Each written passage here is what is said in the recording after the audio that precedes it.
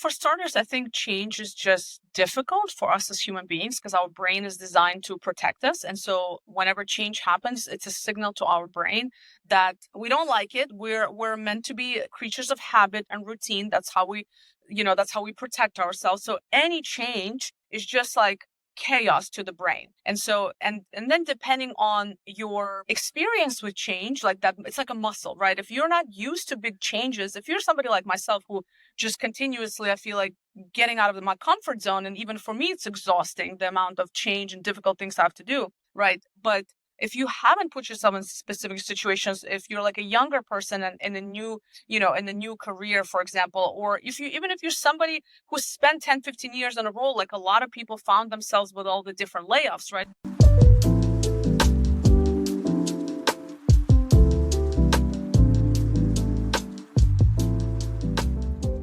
Hey everyone, welcome to the Naked Truth with Lauren Season 2.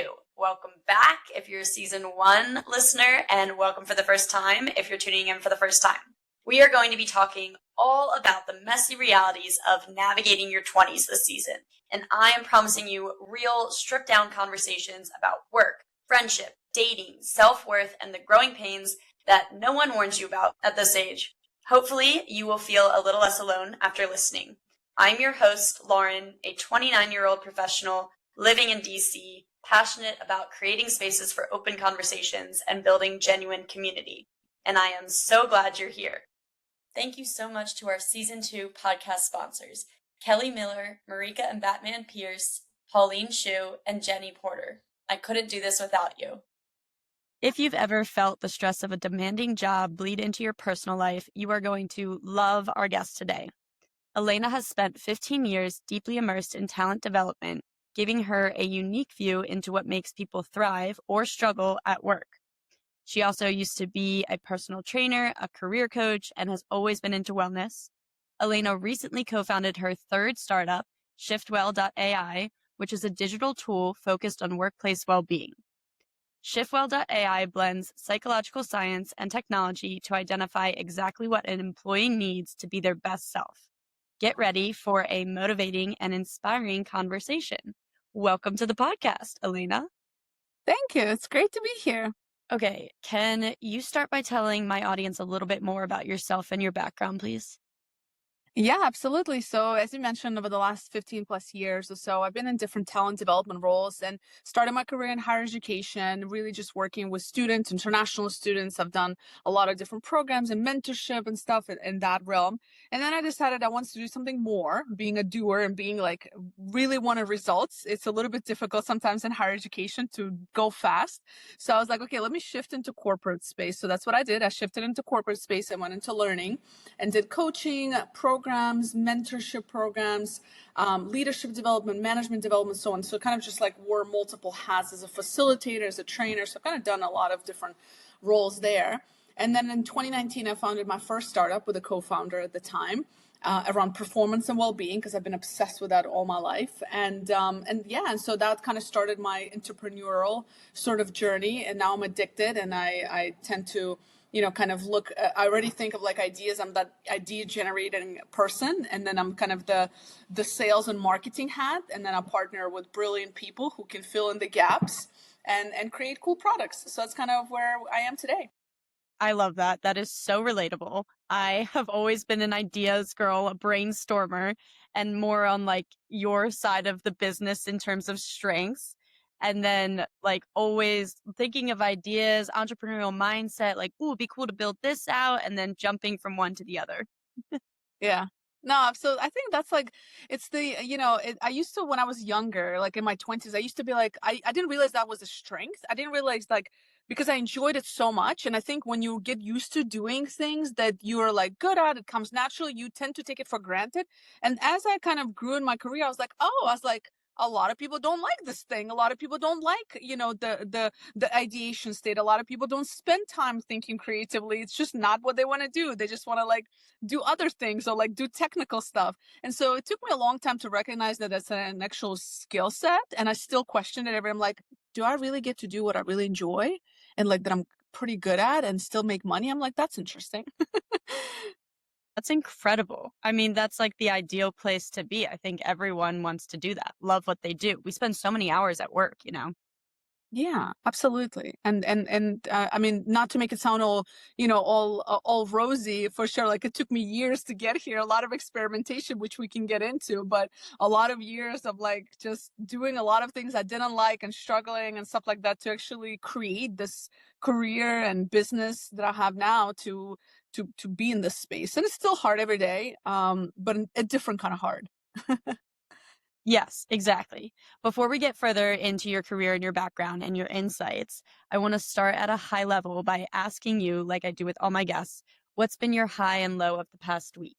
Yeah, gosh, highs. So we had for Shiftwell, we had a really great breakfast this morning. So we brought together, it's the first event that we started hosting where we bring together senior HR leaders from our area and kind of just, engage them in a really thoughtful and impactful conversation around the biggest challenges people deal with in the HR space today. So that's definitely the high. The low, oh gosh, before we start recording, I said I'm one of those people who's just like really grateful all the time, even for the low stuff. So it's hard for me to come up with a low. I guess the low is that maybe I didn't get to spend as much time with my loved ones, and that's been like heavy on my mind. So I guess that would be the low, is like I'm not able to make time for family or my partner at the moment as much as I'd like to. So that's a continuing low that I'm trying to fix. Yeah, that makes sense. Due to like work and the Shiftwell startup stuff? Yeah. Yeah. Okay. Yes. Yeah, that makes a lot of sense. And that's really hard to balance. And it's a big priority that feeds a lot into our mental and emotional well-being, spending time with friends and family and loved ones and having those like meaningful social connections.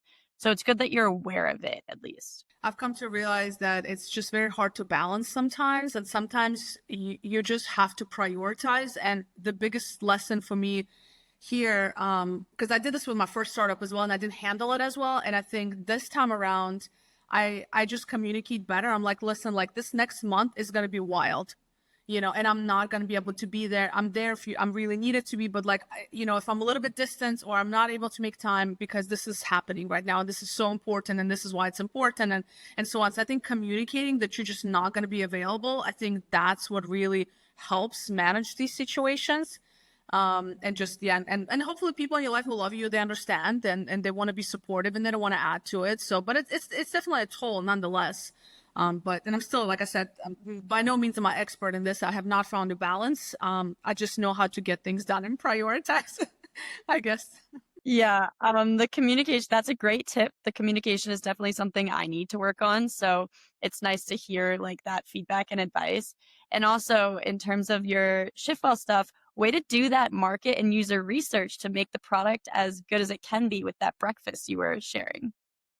Yeah, thank you. It's really, really, it was really, really interesting in general. So it's one of the things we're doubling down on, now and also in the next years, like building relationships. Because I think with all the AI, and although we have an AI product and everything, and we're huge, like, adopters in the space and we love it. But at the end of the day, like what's going to drive business and, sales ultimately is relationships, and you have to invest in those. And that's a long-term game. And you have to create space for people to connect.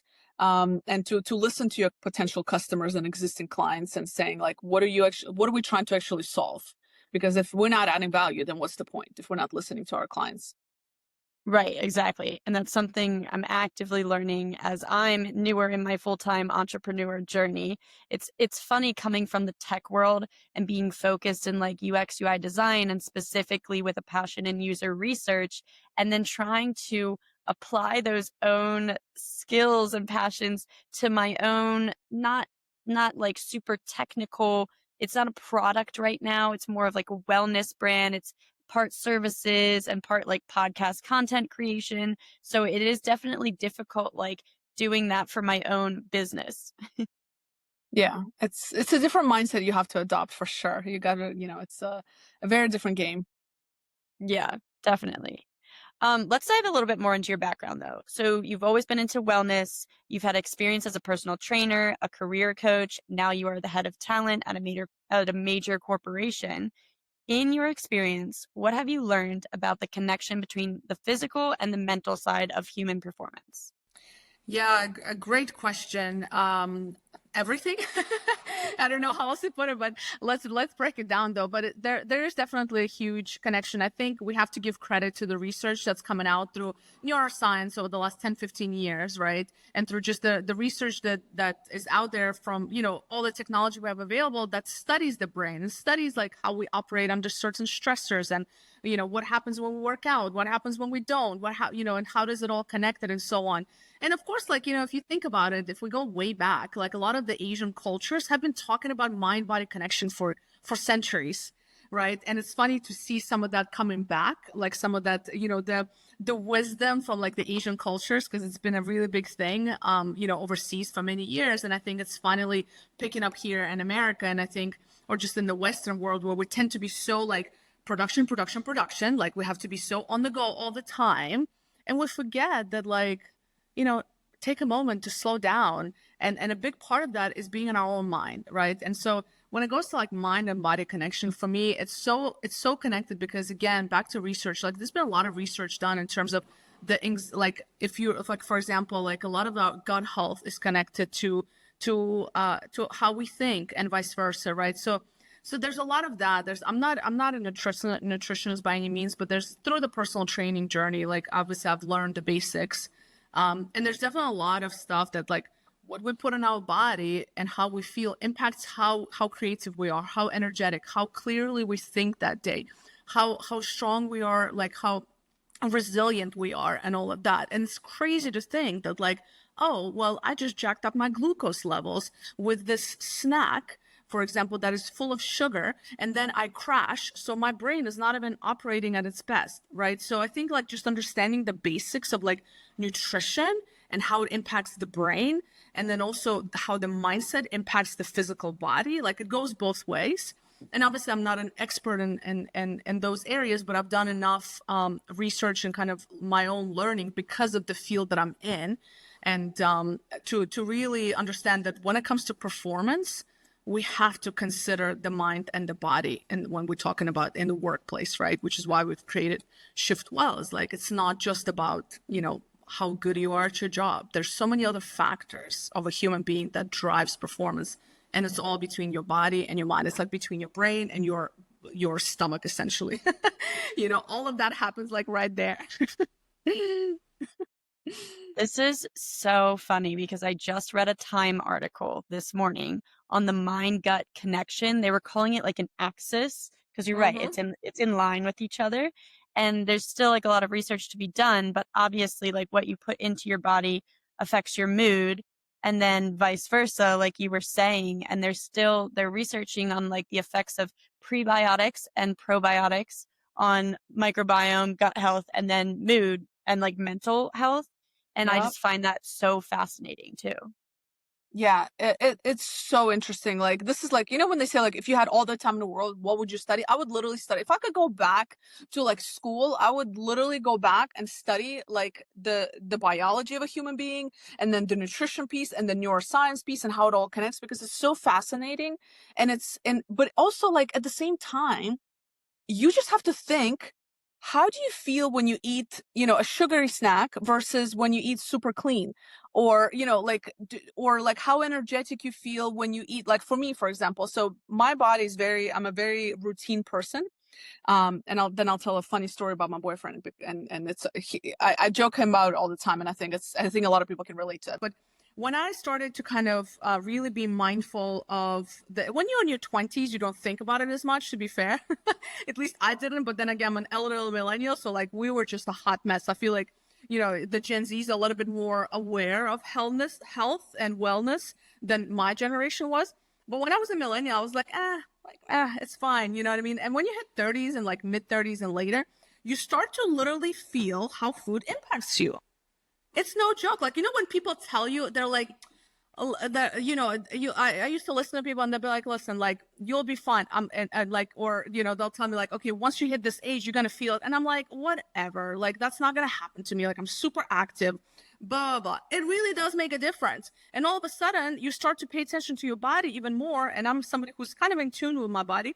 But I really became in tune in my 30s because I was like, this is not my 20s. This is a little bit different. There's a lot of things happening. And so I literally started to see the change of how I sleep and how it impacts my mood, what I eat and how it impacts my mood and energy and creativity and just ability to keep going the next day. Like my energy, my like kind of the steady energy throughout the day, how much caffeine I drink, right? Did I drink alcohol the day before? Now it's like a no. Like it takes me 2 days to recover from a couple of drinks.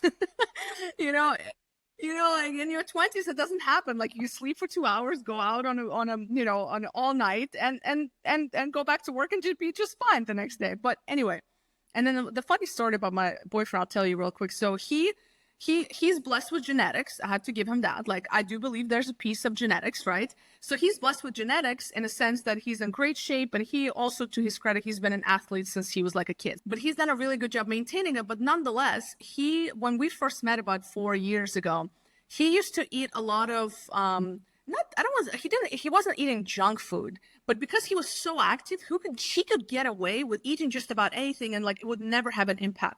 Right. And I used to tell him all the time, like, listen, your gut bacteria is just used to this kind of food.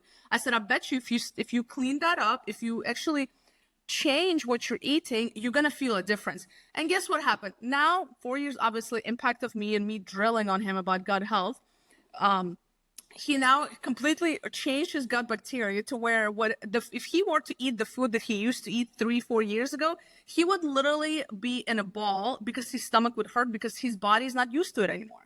And that's like, I witnessed it in real time, somebody's gut bacteria change. And now you would like, he's crazy to a point where it's like, it's so clean that he now questions me. And I was like, wait a minute. I was like, the student has become the teacher, but it's like, yeah, I'm like, it backfired. I'm like he'll question what I'm eating sometimes. I was like, you can back up.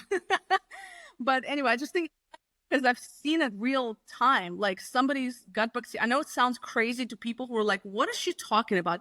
I promise you, if you clean up your food and what you put in your body, and if you focus on whole foods and stay away from anything like non-whole food related, you will see a difference to where when you eat something like out, like we rarely eat outside, for example, because we just cook at home and we're very conscious about like what we put in our food.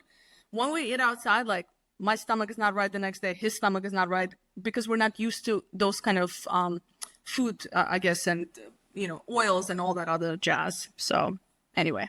Yeah. I'm in my late 20s, and actually I have so much based off of what you just said to go on. So I've actually experienced the my reaction to alcohol getting worse and the recovery time getting longer over the years. And right now, and for the past like almost year, I think I've had the Whoop wearable device. And I've been so into that app. Like I'm a big data girl, I'm a big health and wellness girl, just like you. So I've been like really into that app, like analyzing the data and my sleep metrics and my recovery metrics and my strain metrics. And I can literally see like the biggest negative impact on my recovery and like well-being overall is when I have alcohol the night before. Like my recovery tank. And I'm curious, with all of your years of experience in the area of talent development, what is the biggest like mental health challenge or personal hurdle that you see people face when they're trying to level up or change their career path? Yeah, that's a great question. A couple of things.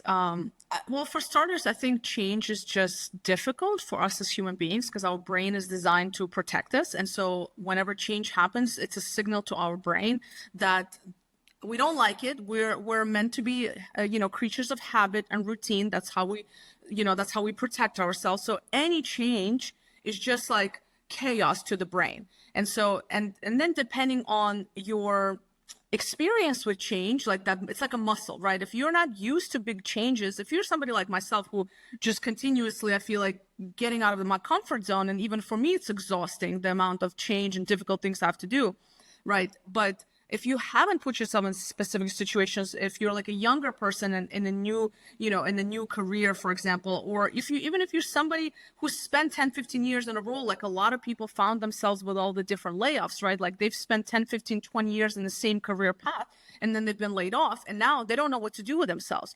So I think change is just difficult, period. It's difficult.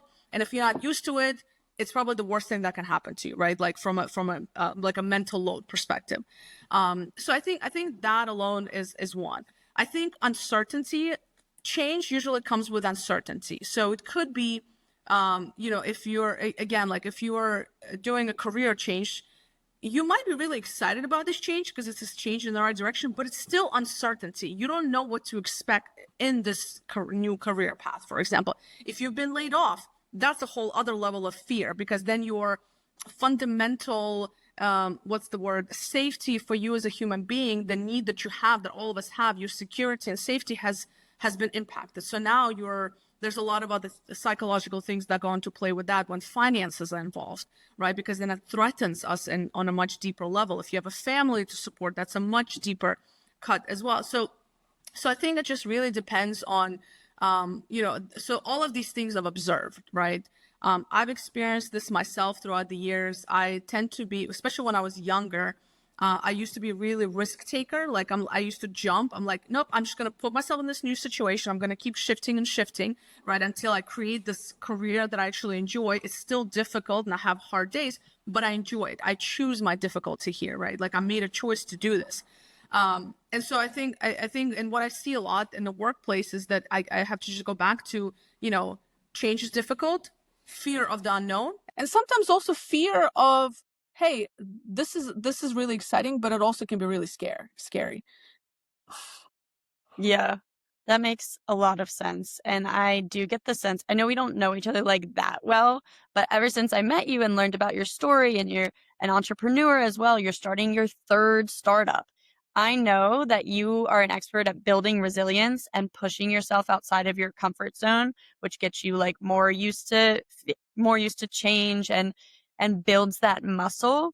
And so I'm wondering, like, over the years, what are the specific mindfulness practices that you've used to navigate stress, long hours, self-doubt, challenging thoughts, all of that? Yeah.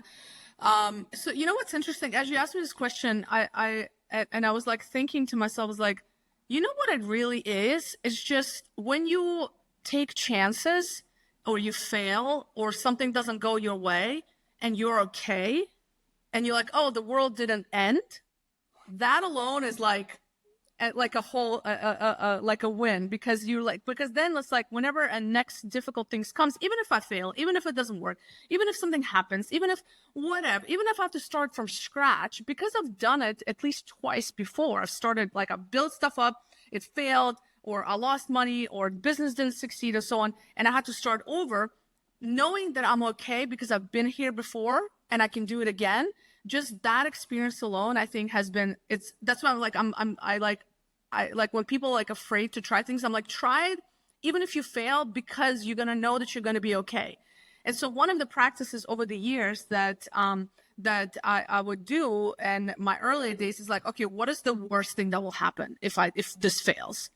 And so if you just write down like worst case scenarios, they're actually not so bad. And even if Tim Ferriss, are you familiar with Tim Ferriss? He's like he's author. So he did the 4-hour work week, the 4-hour body. You can see this one, the 4-hour body, the 4-hour work week. So he's just basically all about like experimentation and like how to be at your top performance and productivity. He's a great guy, a great author. I don't know him personally, obviously, and so he has this thing, what I really love.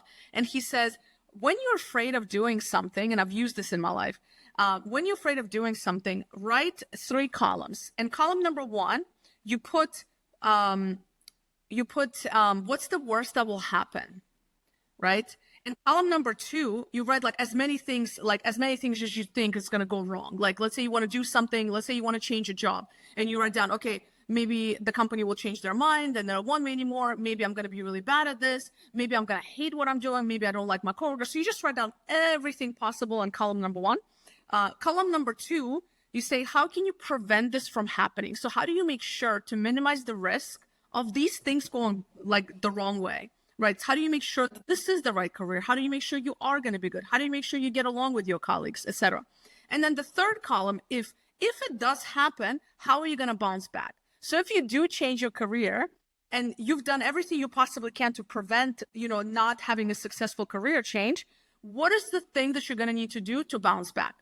And I love this strategy because it's like, first you lay down all your fears, you minimize the risk by looking at all the different things that could go wrong. And by the time, if it does go wrong, which most of the time, like I think like percentage wise, you said like 90% of the time that doesn't happen, 90% of the time you're fine.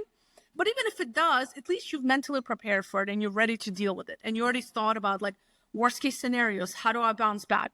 And so I think that alone is a huge like mental exercise that really helps. But that's one. But the biggest one, and it's so simple, and I wish I had something more like transformative, is just go to the gym. Just go to the gym, like go for a walk, do any kind of movement for like an hour. I've had so many days where I felt like the world was falling apart and I would just go for like a long walk. And guess what? By the time you're done, it doesn't look so bad, And so it's just like, I know it sounds so simple, but I think like for me, the biggest mindfulness practice, I go in and out in terms of like actually mindfulness and meditation, all of that. Like I'm kind of like, I either go really deep or then I kind of back out. So I keep coming back and forth to that. And that helps when I do it. But what I've been super consistent about is working out. I would always go to the gym, no matter what, no matter how I feel, always go to the gym, go for a workout, go for a walk, go for a bike ride, do some sit-ups, do some push-ups, anything to stay, go on a hike, like anything to stay active. I'd say that's probably the biggest one. And then the other one is, I guess the other two. One is sleep, because I know that when I had crappy sleep, everything sucks the next day. And I've noticed over the years how much it impacts my mood, my resilience, my positive thoughts, and so on. And then the gratitude piece, which is really in recent years. I wasn't always like that in my 20s. I used to be a very victim mentality person. And now I'm a very abundance growth mindset person. And it took me years to recognize, I'm like, oh, like actually I was the common denominator on all of these things. And so I just became to be, super aware of like what I did to bring certain things upon myself. And then from that point, I was just so grateful for all of it, and taking like full radical accountability for everything that did go bad. And that was a huge game changer for me.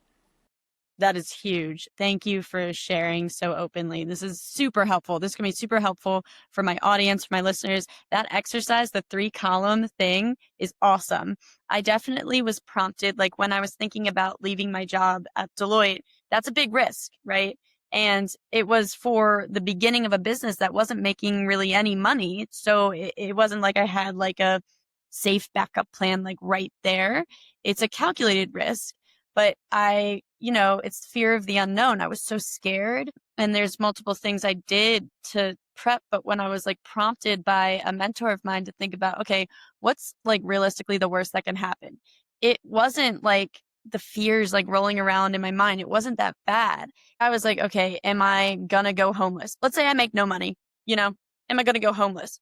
No, realistically, no. And like, I have to recognize my privilege. Not everyone has the same privilege. So like, I am privileged in terms of that. I've also built up my savings. I lived well below my means when I was working at Deloitte. I made sure to like prepare and like start, like run a monetization experiment and like start the business on the side, like before I left. But also like, I'm so lucky where I have a family that I'm close with who's supportive. Like they support, and if shit hits the fan, like I can support myself, and I don't ever want to put myself in the position where I'm like relying on another person to support me. I hate that personally. But if shit were to hit the fan, like I know my parents would support me.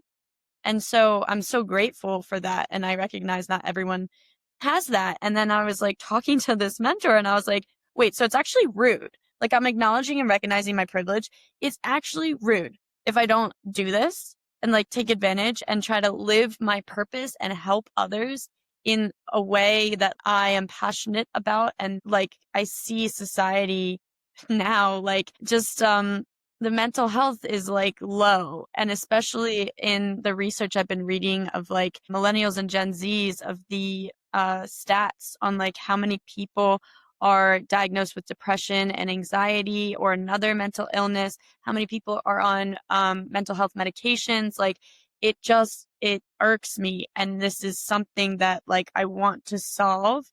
And so to not give myself the space and the time and allow myself to take all my energy and put that behind this business and purpose would actually kind of be rude. So we worked through it, and I was like, okay, it's just like fears of the unknown. And also, like, if I don't push myself outside of my comfort zone, I will never grow. And if I were to die, I've said this multiple times, but how I make decisions is like, if I were to die without doing this, would I regret it? Yes. I'm not trying to die with regrets. Like, I feel like I'm beating a dead horse because I feel like I've said this way too much, but like, it's true. Like a lot of people, like you said, it's like they're scared to like change careers or make a new move, but it's like, okay, how many people are dying with regrets? And Yeah. it's a lot. It's a lot. No, we need you. We need people like you because it's a huge thing. I see this a lot in the workplace, just the anxiety from all generations. It's wild to me. And I'm with you. I'm one of those people also, like, I don't want to live with regret. And you know what helped me? And you're very wise, because I had to go through a lot of stuff to recognize. So the fact that you recognize this now is very admirable, because for me, what helped me recognize that I'm just going to take my chances, because through my career coaching life and through the different organizations that I work with, part of my role, usually people come to me when they are in the midst of a career change, or they're about to be laid off, or etc., whether it's through internal people, external. And I've observed this, and I literally have coached people. Like, I still remember, there's so many examples, but there's one guy. He was a VP of a big like oil company. This was many years ago, and it's still stuck to me. And he got laid off, and he was like living on top. I mean, he was making amazing money, the car, the family, the whole thing. And he just did not even see it coming. And I was like, and I remember since that moment, since that happened, I was like, it can happen to anybody. Because we think that if we reach a certain pinnacle in our career, if we make a certain amount of money, if we have a certain title like a VP or president or CEO, that's it, like we made it. And it's so uncertain. And I've seen so many people. And then you know what happens? And I always say, like, it's a midlife crisis, because then what happens is it's the first time in many of these people's lives that they were forced to pause and say, oh my God, I don't want to do this anymore. I don't know why I've been doing this for the last 10, 15, 20 years. I hate my life. I hate my career. And I've been just doing it because it's just something that I got into a flow of doing. And that's what happens when you hit midlife crisis, because you reach the success, you have the money in the car and the vacations and the family, and you're so deeply unhappy, and you have so many regrets around your career and the lack of purpose that you feel. And now that's been taken away from you, and that's the only thing you identified yourself with. And now you find yourself starting from scratch. And observing that, I was like, I don't want to be there. I don't want to be in that situation. So that really opened up my eyes a lot to like, oh, it's not about your title. It's not about so many other things. I think we forget that we're much more than our careers, and we just don't even think creatively to say, I have a lot of value to add. I have a lot of skill sets that can be applied in so many different areas of life in a way that I can enjoy, that brings me energy, and I can make money. I'm a true believer of that. I've seen this in many people in their careers who thought there was nothing more they could offer, and completely transitioned their careers. So I think that really helped me navigate my own career and my own risk taking. And to your point, like, I don't want to reach that point and be like, oh my God, what did I spend the last 10 years doing? A bunch of things I don't like, for what? And then somebody just takes it away from me, and now I don't even know who I am. Kudos to you for knowing this now, because it took me years of observing other people, and then one day it clicked. I was like, oh, they didn't pause until now. The first time they paused. Yeah, because we live in a hustle culture. Thank you. And yeah, thank you for sharing. I mean, that's huge. And then it's like years wasted. And then you have regrets. And then it's like this whole cycle. And then you go through the crisis and your mental health tanks and like all of that. But also, I want to talk about another piece you said, one of the techniques you use that more recently you employed, I think, gratitude. You always like focus on what you're grateful for. So it was hard for you to like pick a low or identify like a low of your past week. And I've realized too, I struggle like many, many other people with self-doubt and imposter syndrome, especially in the stage of my career since like leaving my 9 to 5 and my career in tech consulting earlier this year and basically pivoting to something completely different, like podcasting, content creation, running corporate and group wellness workshops, one-on-one goals coaching. I discounted the soft skills that I developed in my career so far and all of the different things I was doing there, like outside of my normal job, like as a product designer, as a scrum master, or whatever I was doing. Like I also really like was into team bonding and well-being, and I planned all these events during the pandemic. I like worked as one of the team culture leads. So I was doing some like HR, people, employee engagement, talent development work. I just didn't call it that. And like coaching as work and then like managing up, managing down, like all of that. I just didn't like think about it until another one of my mentors and previous coworkers was like, wait, think about this. And I'm like, you're so right. And then now in this phase of like, okay, I am a founder and I'm calling myself a CEO as well. And that's what I am of the business. I've always dreamed of being a CEO.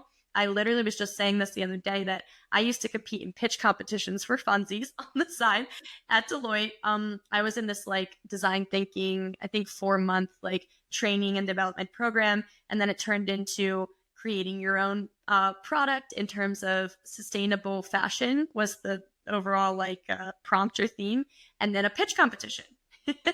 And I love a pitch competition and I've done a lot of them and I've created products, but like under the umbrella of like my school. So like my university or college and my employer. So like Deloitte in this case. So it hasn't been like just on my own. It's been under this like safety net as like a side project, but my team ended up winning. And I've done that several times. We won a bunch of competitions at my advertising class in college. My team came in like second or maybe like tied with the first place in like this program called Startup Deloitte years ago. And then we did this design thinking thing and my team won. And I was like, wow, okay, so this really like filtered into my thinking to take that leap as well into full-time entrepreneurship. But I told my teammate, who was much older than me, 2 levels above me. She's like a manager. I was like a first-year consultant. And I was like, I want to be a CEO. And she was like, wow, like that's so ambitious. Like, good for you. I can see you being an amazing CEO one day. Like, you work towards that, Lauren. And I love her. We worked really well together. But I was like, okay, that day is in like a couple months. Like, I was like, that day is now. I'm promoting myself to CEO. But still, there's like self-doubt and there's a lot of stress, as you know, like being in charge of all these different aspects of the business. But with this consistent gratitude practice, my mind is reprogramming to notice the positive more and focus on the positive. So like it's not as bad as it would have been years ago. Like Lauren in 2022 could not have handled this. Like straight up would have quit. Mm-hmm.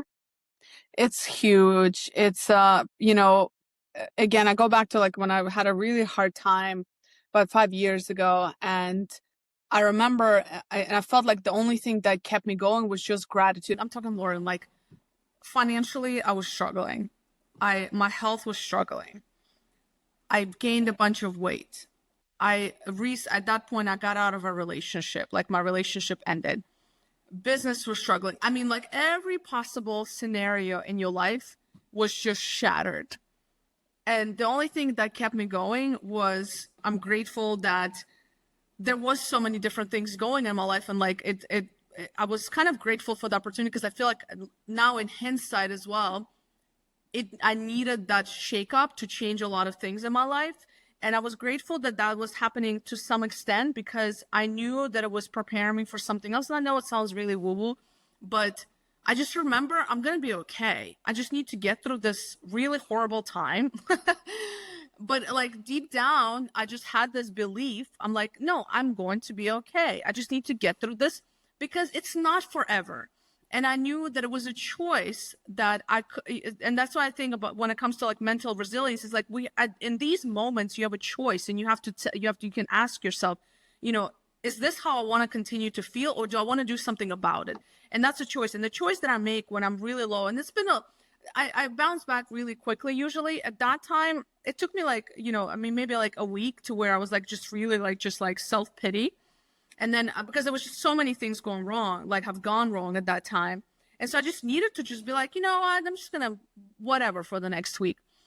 And then I was like, okay, that's enough time. Now it's like hours. Like I'll give myself a couple hours or like a day. I'll be like, feel sorry for yourself. Do the self-pity routine.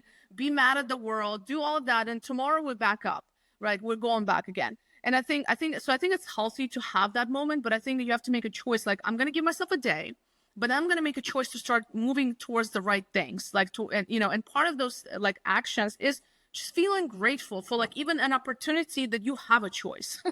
You know what I'm saying? An opportunity that you can make that choice to either stay here or move out of this mental state. You know what I'm saying? And then there are things you can do to get out of, to fix your finances, to fix your relationships, to fix your body and weight, to fix all the things that are wrong right now.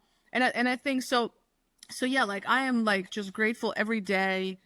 I mean, no matter what's happening, like I'm just grateful for it all, because again, I think because of all the things that I've gone through, like every time it turned out to be for the better, honestly. Like, and maybe that's my mindset. I mean, like I have friends that are like, well, don't you think maybe it's just because you, in your mind, you're like, you accept that this was a good thing that happened. But what if it didn't happen? Would you be in a different space? And I'm like, but it did happen. So like, yes, we could look at what could have, should have, would have, but that's a waste of energy. I think I choose to focus on like, I believe everything that happened and there was a lesson. And I think that's another big thing is like, did you learn something from that?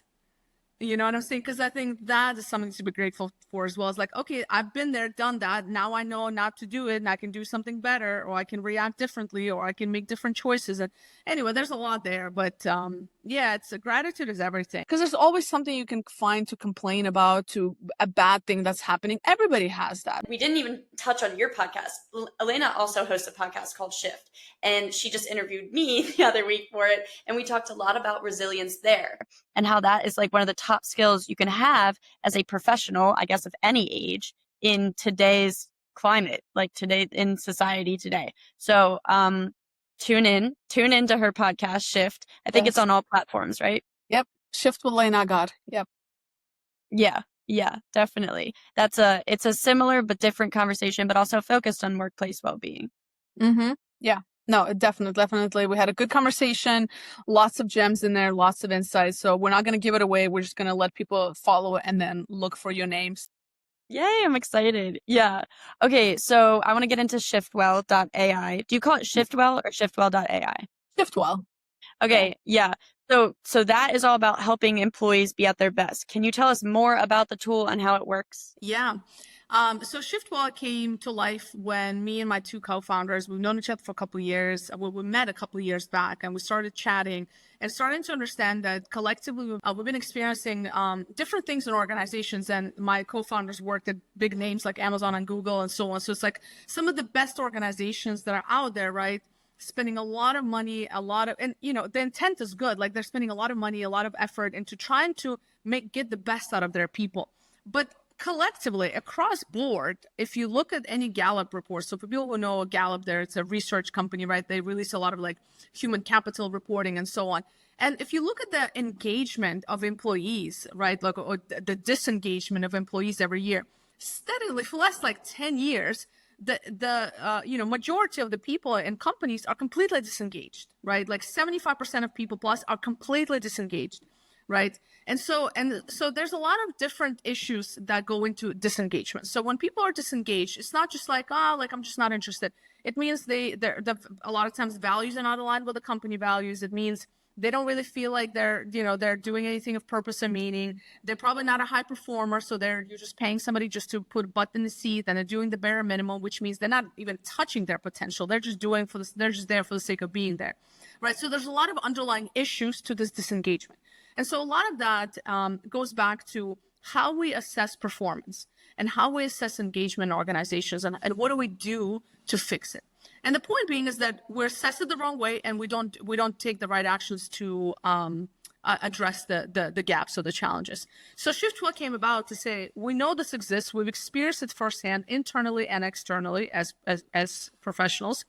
And so Shiftwell looks at the holistic human being. So meaning that right now, when you look at some of these things like performance and engagement in organizations, they usually do like a survey every year, or they'll do like a performance review, or they'll slap like a one day training or 1 week training to help their managers be better, in hopes that this is going to drive engagement in the whole organization, because everything is a manager's fault. Like all the responsibility goes on a manager. Right. The poor HR is overwhelmed with data and information that they collect, but then they don't know what to do with. So that's the background, the context for people who are not familiar with some of the challenges in organizations. So we created Shiftwell, which looks at a human being from 6 different elements. And those elements are career, mindset, environment, the social piece, and purpose. Basically, it looks at the different things that drives human performance. And it's when we talk about performance in a workplace, it's not just like you show up and how productive or professional you are. It's all the other factors like your environment, your physical health, right? Your social connections that drive your performance. And so what we do is we've created an assessment that is very unique in its own way, and how we designed it and what's being asked and so on. We then create a customized report for each person that is driven based on their data. And we don't just look at like where they are, which is what most assessments do. They're like, here's where you are, Lauren, like, good luck with it. We actually identify where you are, and then what do you need to be at your top best, right? Like, what does Lauren need out of all these different elements? What do you actually need to be at your best? And it's like your unique DNA. What I need, what you need is very different, right, in terms of being at our top best. And it also depends on things that are happening in your life and so on. So anyway, so that's kind of the part for the individual. And then we also have an AI coach that then works with you, that the report feeds into it. And the AI coach is there to keep you accountable, to help you set goals, to help you do the behaviors to help you close the gaps of where you are and where you need to be. And then the managers get a report and says, hey, Lauren, I know you're managing 20 people, and it can be probably really overwhelming. So instead of trying to guess what does everybody need to drive their performance forward, what support they need from a manager, from you as a manager, we're going to tell you exactly what your team needs based on their reports, like a summary, like a pulse, essentially, to help you identify, here's what you actually need to focus on as a manager of this team to really drive performance forward. So, and this is the big part, because a lot of managers right now are managing more people than ever before. They're overwhelmed, they're under-resourced, right, and so on. And so they don't have the time to try to figure out what does each person need. But at the same time, a lot of the responsibility falls on their lap to drive performance, to drive the business. And so this tool creates that, like, makes it easier. And then, of course, the AI coach also works with the manager to help the manager work out the steps that they need to do to help their team thrive, and for themselves as well. So that's kind of, in a snapshot, that's what we do. I love that. This is huge. I mean, it's solving a big gap. And I'm not even as exposed to the data and the research and the gap as you are, but I've seen it at another like huge successful organization, right? And so this is awesome. Like, I could geek out on this for days, but also I'm thinking of like, okay, yeah, I'm also thinking of like the connection, just like being business and strategy minded, of like, okay, let's say the team, the theme of psychological safety, feeling psychologically unsafe at work, or burnout, or like stressed at work, or like maybe lack of a work-life balance comes up. Then that organization can come to me for my workshops, for my corporate wellness workshops, to increase psychological safety, decrease burnout, increase retention, all of that. And that's actually really spot on, because a lot of times organizations will just slap another like benefit that nobody even touches, or they have like a employee assistant program that nobody touches. But actually, what they actually need maybe is an engagement, like an ongoing engagement with somebody like you, who's like, hey, like, I'm going to actually cover all these different things with your team to help them educate, to help them, close this gap, whatever it may be, right?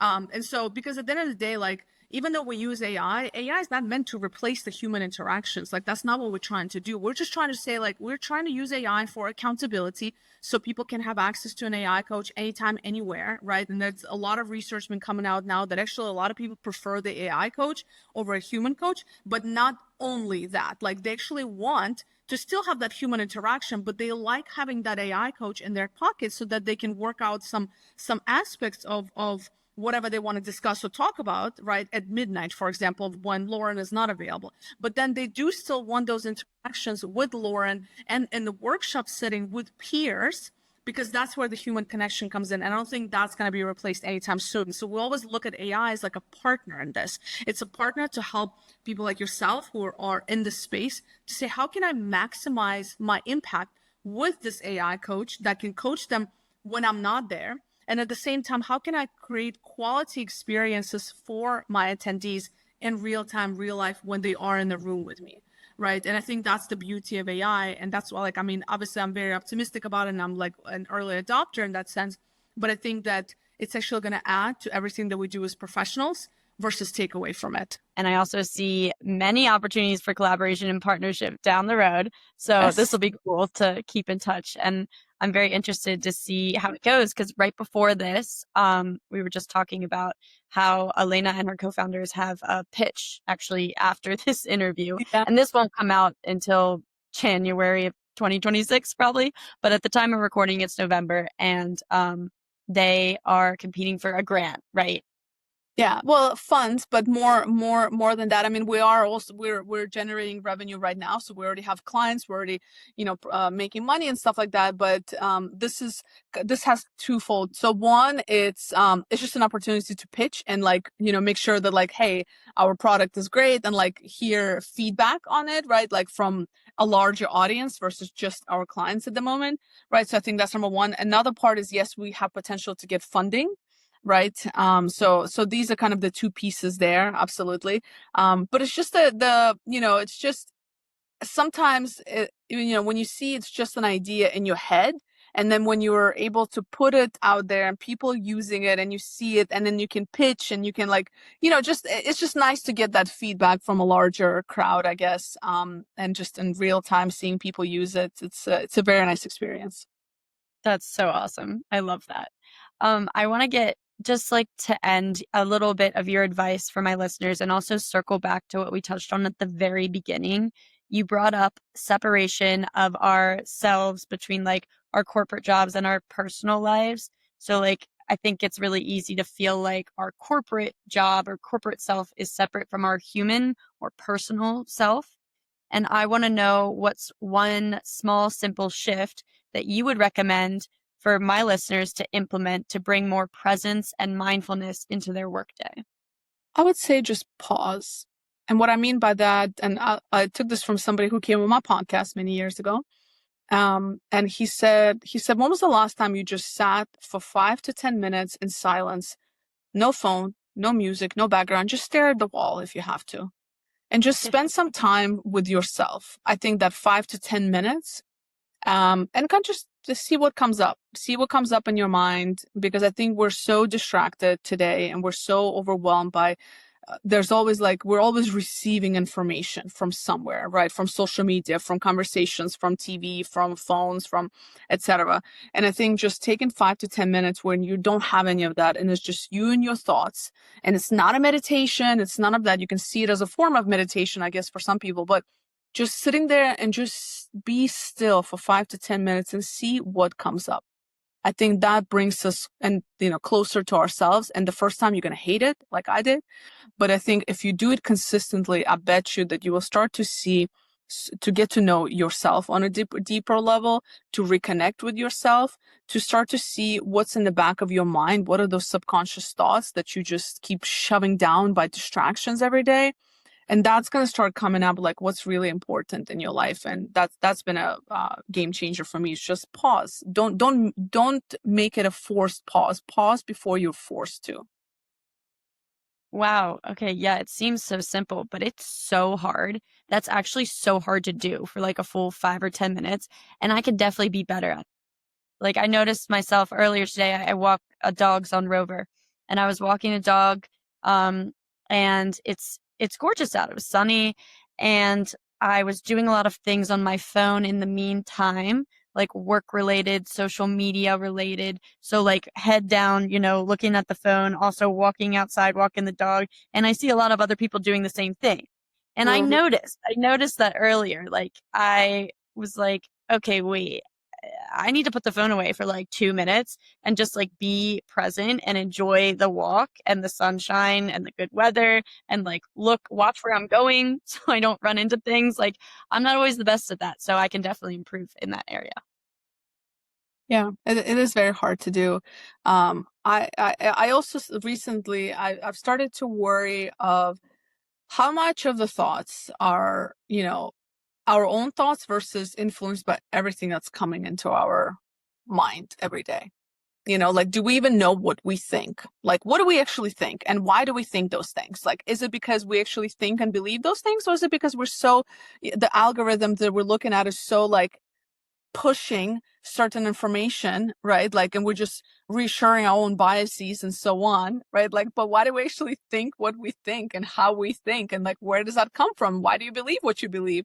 And so that's what I think about in my 5 to 10 minutes. Like, whenever things come up, I'm like, where did I get that thought? Why do I think that? Like, what is there to justify that thought?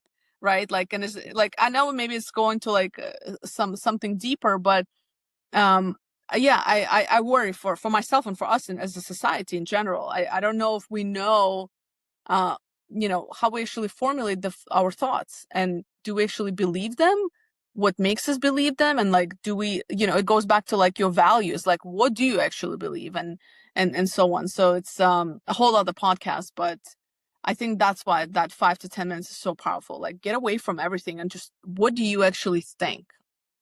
Yeah, that's so scary to think about. You're so right. And I haven't done like super deep thinking on it, but it actually just came up in a conversation I had with a fellow podcaster who interviewed me for her podcast yesterday, actually. And she has a fascinating story about how she grew up in a like, I think Christian nationalist or nationalist Christian cult for like most of her childhood.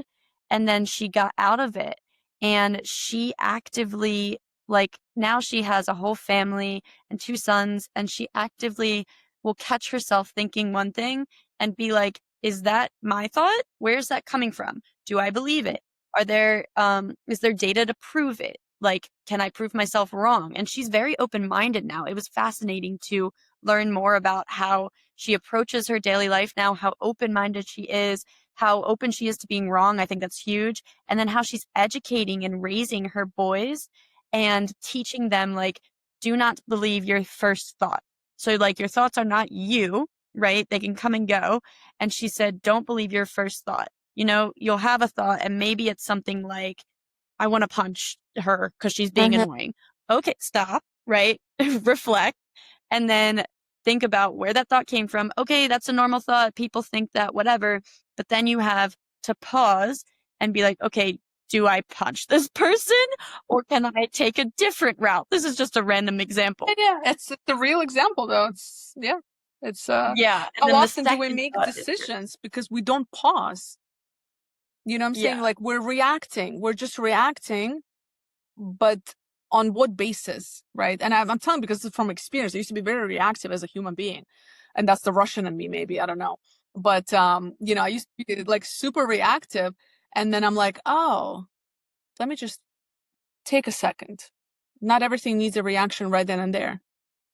And so anyway, yeah, and interesting. Yeah, I agree. It's something I'm thinking about a lot lately. So maybe that's another podcast, on my podcast or your podcast, one or the other. Yeah, part 2. Stay tuned, everyone. Yes. Before we wrap up, though, I want to give you the opportunity to shout out your socials, websites, services. Where can listeners connect with you? Yeah, so for myself, LinkedIn is where I hang out at the most. Elena Agaragimova. Well, thank you so much for sharing all of your incredible insights. Best of luck with the future of Shiftwell. I'm really excited to keep in touch and be updated about it. Thank you. Thank you for having me. Thanks for listening to The Naked Truth with Lauren. If you like the show, make sure to subscribe, rate, and review it on whatever platform you're listening or watching.